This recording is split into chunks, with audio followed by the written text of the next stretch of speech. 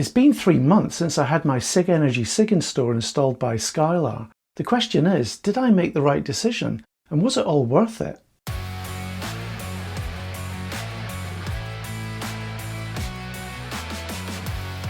Hi there, I'm Gary and welcome back to my channel, Gary Does Solar. I've been a big fan of Sigenergy ever since I evaluated their SigenStor product against the competition in a video published just over a year ago. It wasn't really my plan to get a SigenStor myself, as I'd already paid for a home battery solution a few years ago. But due to a culmination of factors all explained in this video published a few months later, I decided that if I really believed the product was that good, I should put my money where my mouth is and buy it. Not just for myself, but any of my YouTube viewers who might be interested in buying SigenStor as well. As you're probably aware, I provide a solar installer directory for the UK market, so of course I was going to contract with one of those. I would have been happy to choose any of the installers listed in the directory, and in the end I chose Skylar Solar because of their platinum installer status with Sigenergy. I'll talk more about my directory later, but here's the link just in case you want to try it now. It took a few months before the system was installed, but that was entirely my fault. I was away for the first few months of the year and I didn't want any special treatment from Skylar, no jumping the queue or anything like that. Skylar did a brilliant job on the installation, and you can hear all about it in this video, which was published a short time later. And just to reiterate, I didn't receive any free equipment or any financial help from Skylar or Sigenergy. I specifically requested to be treated like a regular customer, which meant I paid for all the equipment and the installation out of my own pocket. If you know anything about my channel, I always try to be as impartial as I can be, and of course there's a personal cost to doing that, which I'm happy to bear. Alright then, that brings us up to date, 3 months on from my Sigenergy SigenStor installation, and I want to tell you all about my real world experience with the product so far. I mean, was it all worth it? Before we get into that, it's probably worth me recapping first on what equipment I've got now. I already had a south-facing solar array comprising 17 panels across 2 strings. With each panel rated 415 watts, that makes a total array size of 7 kilowatts peak. Add to that the new Sigenergy SigenStor system then, comprising 4 battery 10 modules, each rated at 9 kilowatt hours capacity, providing a total capacity of 36 kilowatt hours. Now I know that capacity might feel a bit overkill for a consumer installation, but there is method in madness. If I was going to buy a system, then buying one with a very large battery capacity would act as a great real-world demonstrator for just about everyone's own requirements, even if you were just planning to buy just one battery module. Secondly, I specifically wanted to have a very large battery capacity in place because I'm a firm believer in consumer-driven energy trading, and for that, the larger your spare capacity, the better. I'll have more videos on the energy trading topic coming out soon, as that market is hotting up, but if you're not familiar with it, it's worth watching this video I made a few months ago to get started. You'll have seen from one of my recent videos that I'm now exploring the world of heat pumps, and I'm looking to get a heat pump solution for myself. While that will reduce or perhaps completely wipe out my natural gas bill, heat pumps still use a fair amount of electricity to run, so having a large home battery means I can cover that demand with all the cheap energy that I buy and store overnight. On top of the battery modules then is an EVDC charger module. This is an incredible bit of kit, which is not only able to charge an EV at a rate of up to 25 kilowatts, but it also supports bidirectional charging. I'd love to share with you how I'm getting on with that module, but because it's such a really important topic, I'm going to dedicate 2 videos on it. One on the topic of bidirectional charging, or vehicle to home and vehicle to grid as it's also referred to, and the other on my own experience with the Sigenergy EVDC charger. Spoiler alert, it's very, very good. And then to complete the stack there is the inverter, or energy controller module as Sigenergy calls it. I was originally going to get an 8 or a 10 kilowatt inverter, but, and I have to give credit to Skylar for this, they worked really hard to persuade me to go for the 12 kilowatt size, based on all the great feedback they were getting from their customers. Not only does it provide for greater export potential, but it allows for a much greater EV charge capacity when on a single phase like I am. A G99 application was made to the DNO and I was fortunate to be granted 12 kilowatt inverter size, and they also granted me a 7.8 kilowatt export limit, which was slightly higher than I expected given there were already quite a number of solar installations around where I live. Now it's a bit of a lottery with the DNO in the UK these days, and if you want to know more about that, see this video I made where I explain what's actually happening. Finally, there's one more component to talk about, and that's the gateway. If there's ever a power outage in my area, the gateway will automatically detect it, then immediately and seamlessly island the house from the grid and switch over to powering the home from battery and solar. And it really is seamless. MySigenergy claims a 0 millisecond switchover, so even very sensitive home appliances won't even know there's been a power cut. All in all then, it's a very, very capable system. Alright then, so it's been 3 months since my Sigenergy system was installed, and I cannot tell you just how happy I am with it all. I've been away from home quite a lot of that time, so it was important to me that the system just worked without any intervention from my side, and I have to say it's been rock solid. Using the time-based control mode in the app, I set everything up so that it charges every night on cheap rate electricity, regardless of the weather. Then during the day it automatically discharges to cover the home's needs, while any excess solar generation is either stored in the battery or exported to the grid. Finally, in the early evening, I force it to discharge the battery right down to 30%, exporting as much as possible to help support the grid. Of course, I'll benefit from that too, as I'll get paid for that export.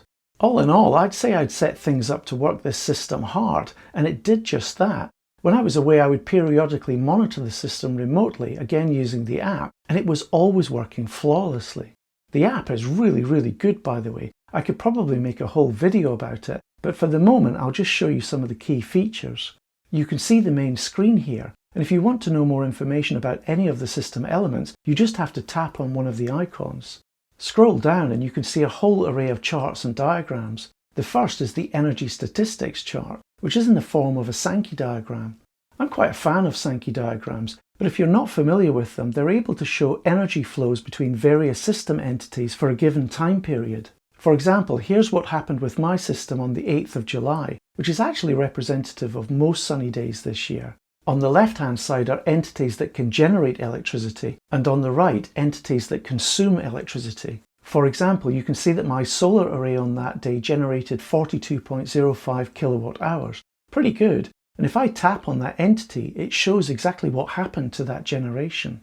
Only a tiny amount went into the battery, but that's not surprising because the battery will always be fully charged by the time the sun comes up because of the way I've configured the system.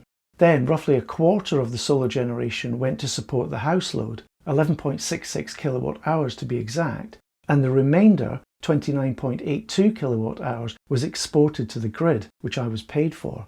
By the way, you can see the battery and grid entities appear on both sides of the Sankey diagram, and that's because they can both generate and also consume electricity.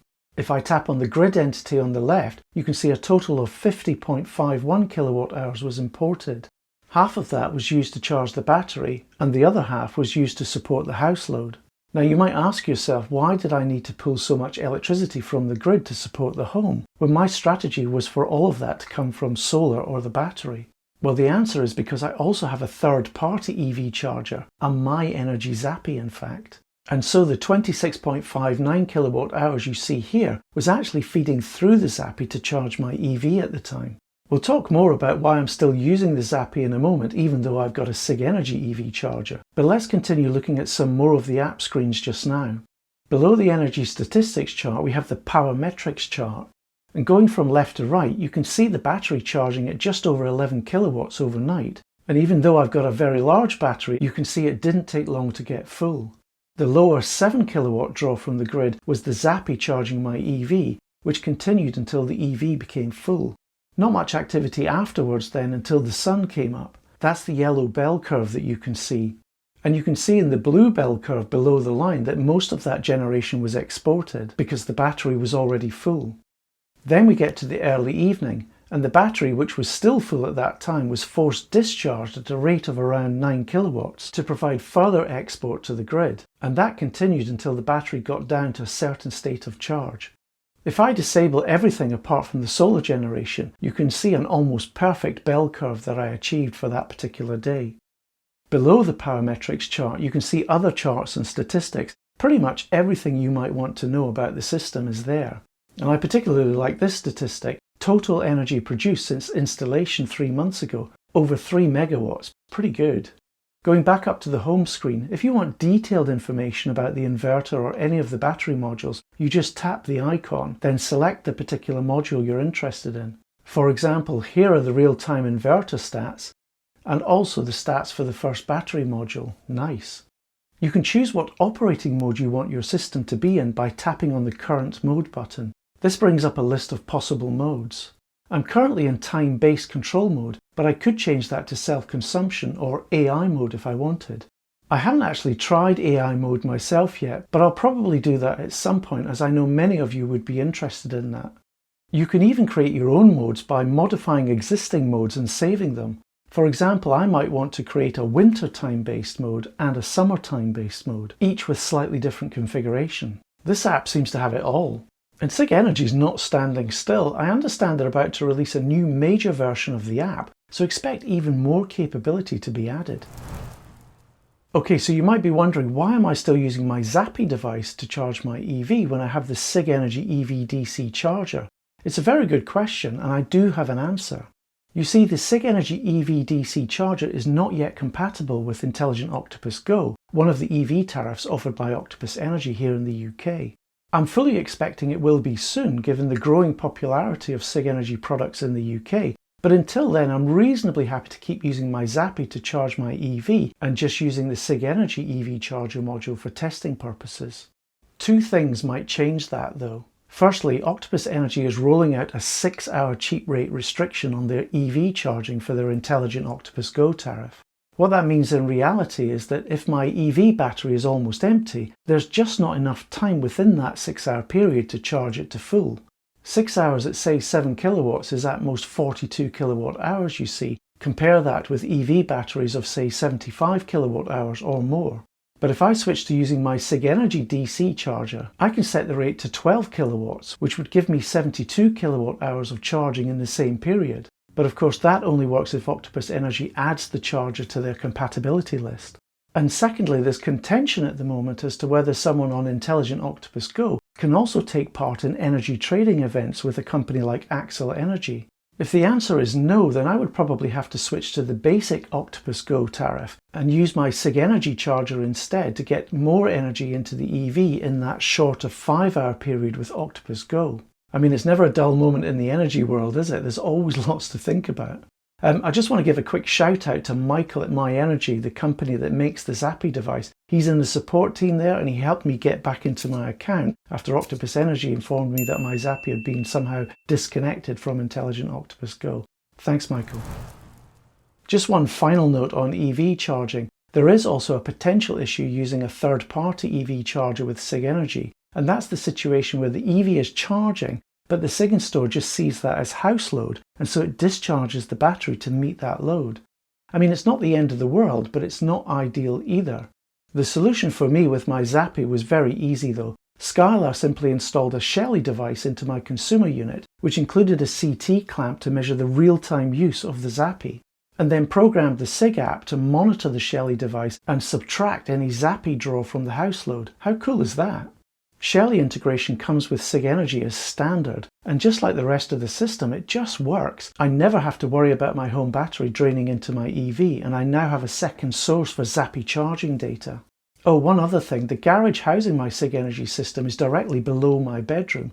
I was worried that I might hear it in the night, especially when it was working hard, charging the batteries at a high rate. Nope, no sound at all.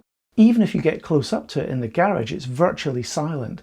I mean, yeah, if it gets hot in the garage, the internal fan might come on to cool itself down, but that's very rare indeed.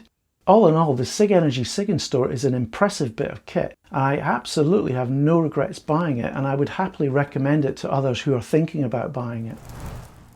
Alright, if you want one of these Sigenergy systems for your own home, how do you go about buying one?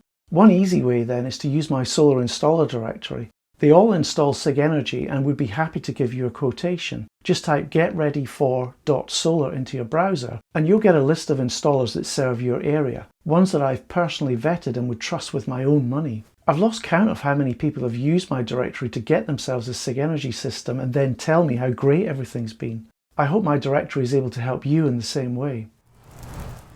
Okay, thanks for watching the video. I think you can tell I'm a huge fan of Sigenergy, and they don't pay me any money to say that. I just love their products.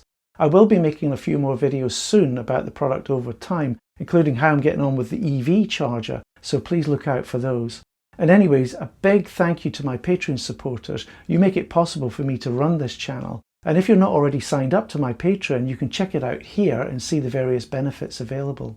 Please don't forget to like and subscribe, as that really helps the channel, and I'll see you all next time.